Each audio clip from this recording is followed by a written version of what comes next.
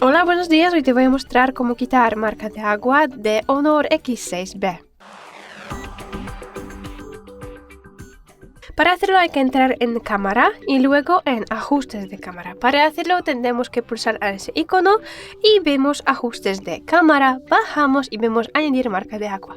Bueno, pulsamos para desactivar. Si vemos el color gris en ese botonito, significa que marca de agua se ha desactivado y ahora podemos sacar una foto sin marca de agua. Bueno, sacamos una foto rápidamente, la foto no es importante, lo que es importante es que no vemos ningún logotipo, es decir, nombre de dispositivo, fecha, hora, etc. No vemos marca de agua.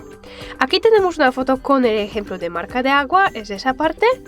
Y aquí sin marca de agua. Y ahora es todo. Muchas gracias por ver este vídeo.